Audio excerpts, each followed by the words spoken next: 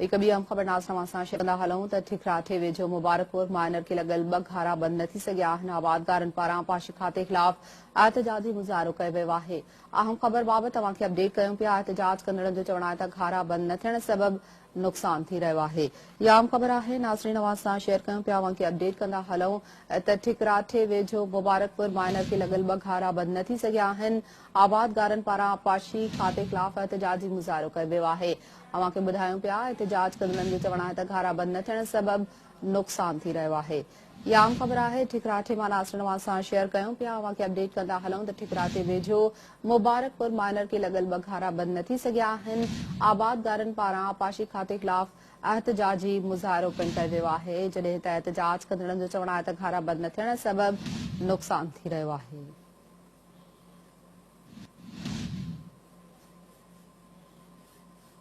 इन हवाले सां वधीक तफ़सील लाइ असां राब्तो कयो आहे सिंध टीवी न्यूज़ जे रिपोर्टर मजीद महर सां। मजीद, असांखे अपडेट कजो त मुबारकपुर माइनर खे लॻल 2 घारा बंद न थी सघिया आहिनि, कहिड़ा तफ़सील आहिनि?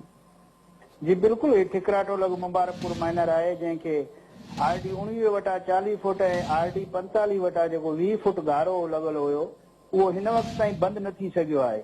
जॾहिं त ॻोठाणा जेके आहिनि एहतजाज करे रहिया आहिनि, जंहिंमें शरीफ़, मोहम्मद शरीफ़, हाजी कादिर बख़्श ऐं इनायत वारनि जेको मीडिया सां ॻाल्हाईंदे इहो चयो आहे त राति खां वठी जेको घारा लॻल आहिनि हिन वक़्त ताईं बंदि न थी चुका आहिनि।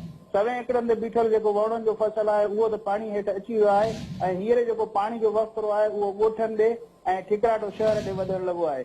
आबपाशी अमले खे बर वक़्तु इतलाह त ॾिनो वियो, पर हिन वक़्तु ताईं सवाइ जेको मक़ामी अमलदार जेको दारोगो आहे हिन माइनर ते, उन खां अलावा ॿियो को बि आबपाशी अमलो न पहुची सघियो आहे ऐं नई का मशीनरी आई आहे त जेका घारो बंदि करे। ऐं ॻोठाणनि वधीक इहो चयो त जेकॾहिं अञा इहो वसिरो वधणु लॻो त जेको असांजो घरनि ताईं पाणी पहुतो त अञा वधीक नुक़सान थियण जो ख़दशो आहे। जी, वॾी महिरबानी मजीद महर अपडेट करण लाइ।